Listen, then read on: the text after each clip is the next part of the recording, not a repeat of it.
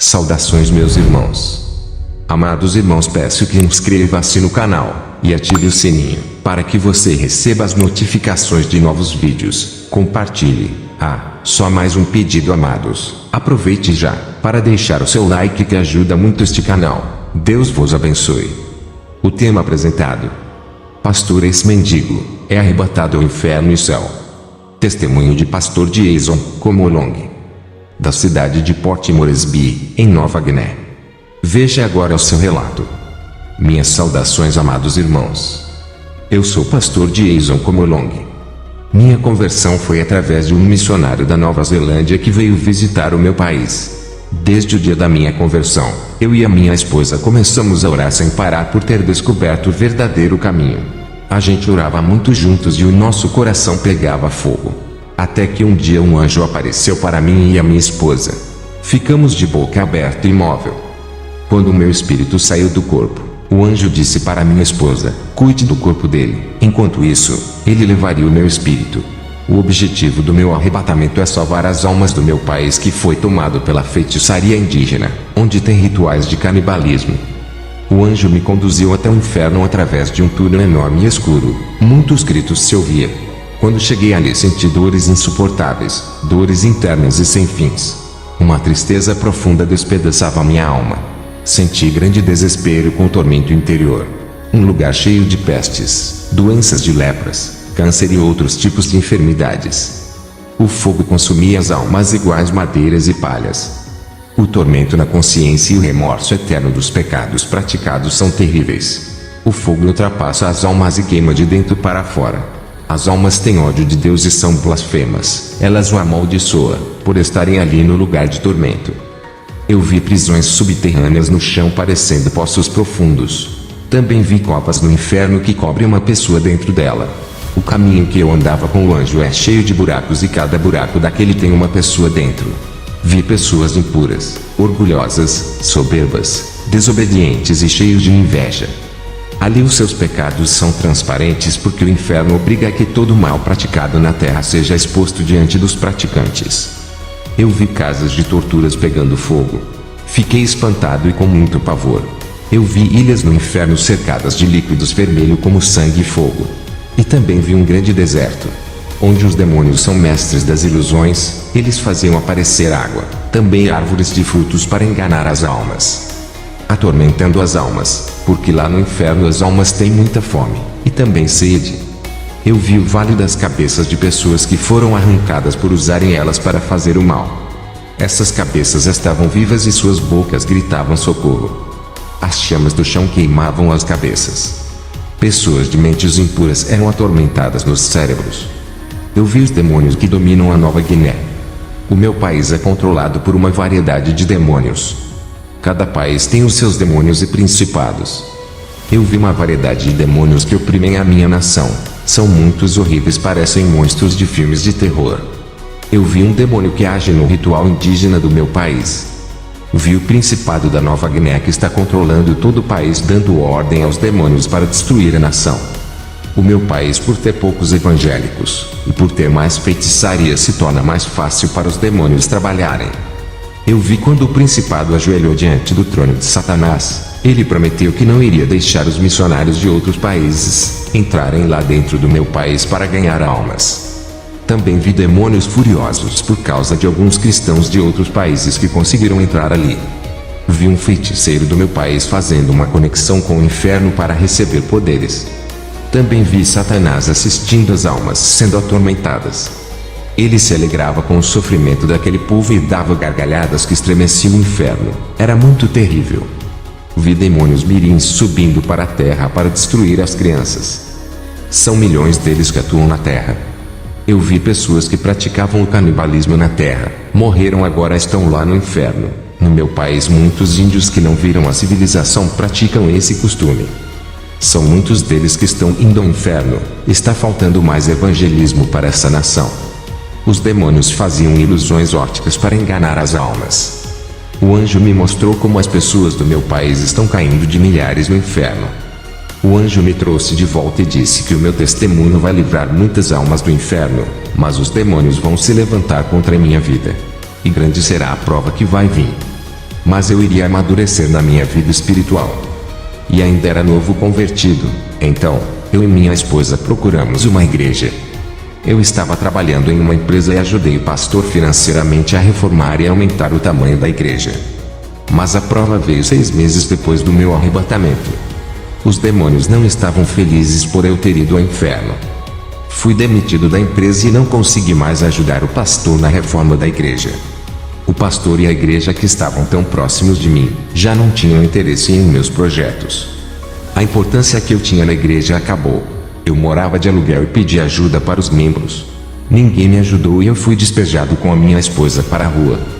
A gente dormia na rua, ficamos sem um teto. Viramos moradores de rua e se alimentamos das doações que o povo dava para nós. Graças a Deus nunca passamos fome. Deus usava pessoas para levar os alimentos para a gente lá na rua onde ficávamos. Eu disse para minha esposa ao voltar a morar com os seus pais, pois já tinha 6 meses que a gente morava na rua. Ela disse que iria ficar ao meu lado, caso não aguentasse mais voltaria a morar com os seus pais. A gente não estava indo para a igreja mais, porque não conseguimos águas o suficiente para tomar banho. Passamos frio e tomamos chuvas e a igreja nos abandonou.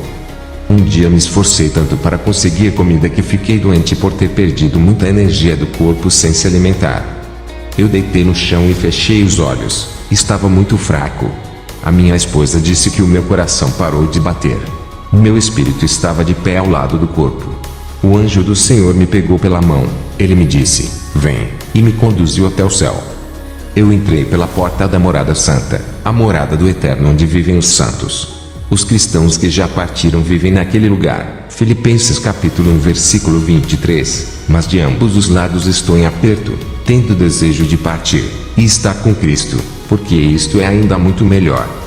Segundo os Coríntios capítulo 5 versículo 8. Mas temos confiança e desejamos antes deixar este corpo, para habitar com o Senhor. Todo cansaço, decepções e fadigas acabarão naquele lugar. Tudo é plano naquele lugar lindo. O anjo me deu maná para eu comer e disse, sejas bem-vindo. O anjo disse, a sua vinda ao céu não teria volta. Mas, a oração da minha esposa subiu até o céu. Eu e o anjo vimos uma bola de fogo enorme. Foi se aproximando, passou muito rápido por nós, e foi em direção ao trono de Deus. O anjo disse, quando uma oração chega até aqui somos obrigados a cumprir o pedido. A sua esposa quer que tu voltes para ela. Foi uma oração poderosa dirigida a Deus pedindo o seu retorno à terra. Quando o anjo disse isso, o meu espírito desceu em alta velocidade para a terra. Quando acordei, estava nos braços da minha esposa. O meu corpo estava molhado das suas lágrimas. Eu fiquei feliz com seu gesto de amor, mas depois percebi que não foi uma boa ideia voltar ao sofrimento sendo morador de rua. Eu falei para ela, onde eu estava lá no céu, e disse que não era para fazer oração pedindo a minha volta. Com o maná que eu comi lá no céu estava farto igual a Elias, pronto para caminhar 40 dias.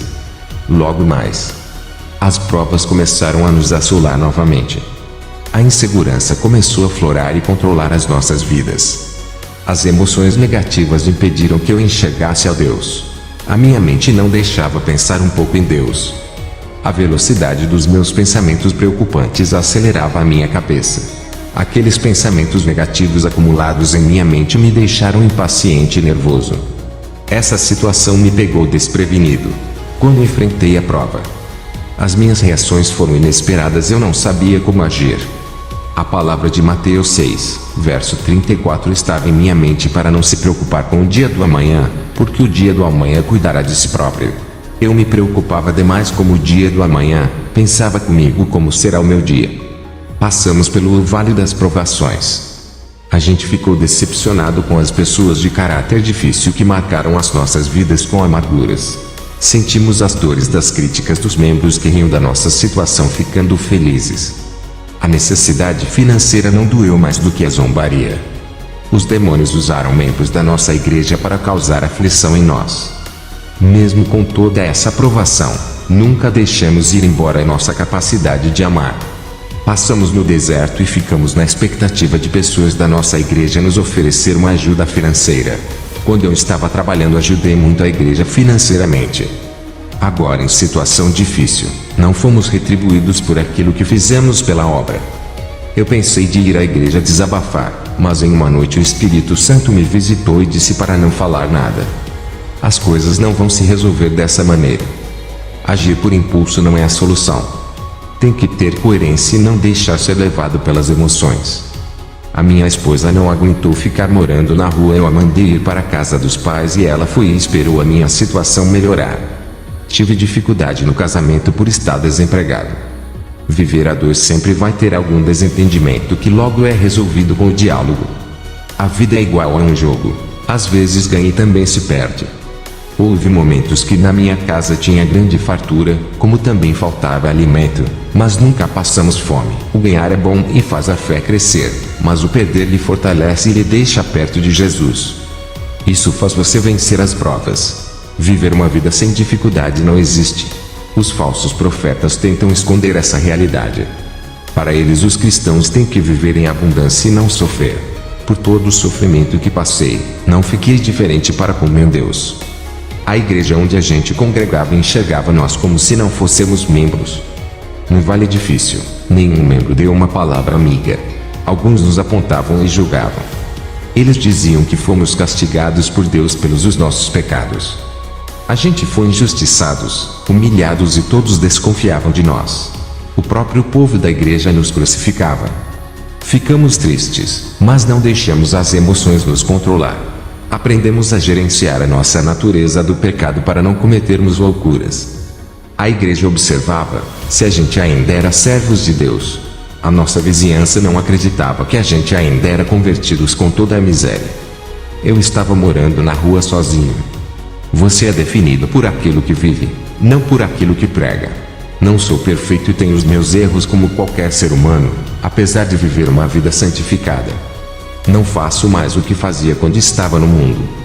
Aquelas reações pecaminosas não habitam em mim. Na prova, minha mente ficou oprimida e passei a ter conclusões de acordo com as minhas frustrações. Na minha concepção, eu pensei que a prova nunca teria um fim. Os problemas financeiros não me deixavam orar a Deus por deixar a minha mente preocupada. A minha oração não tinha aquela precisão. Naquela situação me lembrava dos meus pais. Eles já morreram e quando ainda viviam me ajudaram. As suas mortes foram perda que demorei para aceitar. Eu queria que eles fossem imortais. Se você que me ouve perdeu os seus pais, aceite que nada nessa vida terrena dura para sempre. As pessoas morrem, crianças crescem, amigos vão embora e perdemos entes queridos. Tudo isso faz parte da vida, é a lei do desapego. Não podemos ser tão apegados com as pessoas e nem com as coisas dessa terra. Aceite a lei natural da vida criada por Deus e ter tranquilidade para enfrentar a situação com coragem. Sofri muito por ter focado no meu passado, pensado naqueles amigos que eu tanto confiei. Eles me abandonaram e mesmo sendo doloroso para mim, aceitei esse passado triste. Aprendi a perdoar e a amar. Com todas as dificuldades que eu tenho em confiar nas pessoas, superei as feridas com paciência. Eu tive compaixão deles e esqueci o que eles fizeram por mim. Os que falaram que ajudaria eu e a minha esposa e não cumpriram estão perdoados das suas obrigações. Não podemos agir diferente daquilo que pregamos. Palavras não definem o seu caráter, mas aquilo que os fazem. Hoje não coloco expectativas nos outros esperando alguém suprir as minhas necessidades. Mesmo sem confiar nos irmãos, não desprezo eles. Deus colocou outros irmãos em nossas vidas. Só porque alguns crentes nos fizeram sofrer, não significa que outros crentes vão fazer a mesma coisa. Ninguém tem a mesma natureza. Eu tinha muito apego exagerado ao materialismo. E isso impediu que eu crescesse espiritualmente. Deus me testou naquilo que eu era tanto apegado. Deus tocou no coração de um empresário para oferecer um emprego para mim. Deus me exaltou na frente daqueles que tentaram destruir o meu ministério e torcia pelo meu fracasso. Eu consegui um cargo de pastor na igreja. Comprei uma casa e não fui vingativo com as pessoas que me perseguiram. Eu não deixei o meu ego aparecer nos bons momentos. Não joguei a culpa naqueles que me criticaram. Para ter uma vida feliz não é o dinheiro ou ser reconhecido pelas igrejas ou pelo mundo. A felicidade é Jesus o verdadeiro responsável pelo seu sucesso. As opiniões dos outros levará você para o sofrimento. Hoje sou uma pessoa serena, de equilíbrio emocional e firme na fé. Tenho o controle das emoções e perseguições não me abalam. Eu evito discussões que causam confusão. Quando começo a ficar nervoso com os insultos, eu peço para Deus controlar o turbilhão de emoções dentro de mim. O Espírito Santo me acalma só depois que vou resolver os problemas. Antes de dialogar com uma pessoa, eu deixo Deus esfriar o vulcão que está em mim. Ele controla as minhas emoções e domina os meus impulsos. Agir com a cabeça agitada não é a mesma coisa do que uma cabeça tranquila. Aqueles que deixam a fúria dominar os seus corações agirão como animais.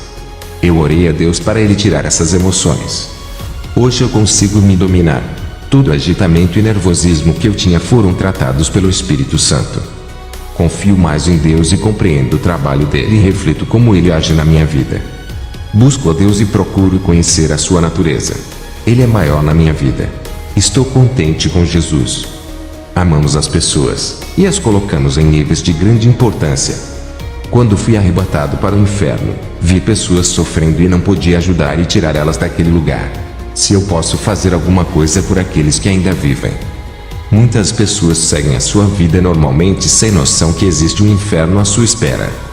Talvez você seja uma pessoa honesta e de boa conduta, que caminha em direção ao inferno sem saber. O fato de não entregar a sua vida a Jesus, coloca a sua alma em condenação. Para você ouvinte que ainda não é convertido, não importa o quanto as suas obras são boas. Você precisa entregar a sua vida para o único Salvador, que é Jesus Cristo. Só Ele pode te dar a vida eterna. Não é do meu desejo que vocês venham a se perder. E peço a vocês, fiquem firmes com Jesus Cristo, e não vão parar naquele lugar de tormento. Esqueça o passado ruim que aconteceu contigo. Viva o presente. Deus tem algo para realizar em cada vida. Essa é a realidade que Ele oferece para cada um. Perdoa quem lhe magoou. Esqueça-se das pessoas que fez ferida no seu coração. Os que lhe abandonaram pode ter te deixado decepcionado, mas o que importa agora é que Jesus não lhe abandonou. O seu Espírito está ao seu lado e consola a sua vida. Recomece a sua vida outra vez. Olhe para trás não para se lembrar do seu sofrimento, mas para reconhecer o que Deus fez na sua vida. Que o amor de Deus, a graça e a paz superabundem em sua vida. Amém. Glórias a Deus. Fiquem todos com esta palavra. Irmãos, vale lembrar que inscreva-se no canal e ative o sininho, para que você receba as notificações de novos vídeos. Fiquem todos na paz do nosso Senhor e Salvador Jesus Cristo. Amém.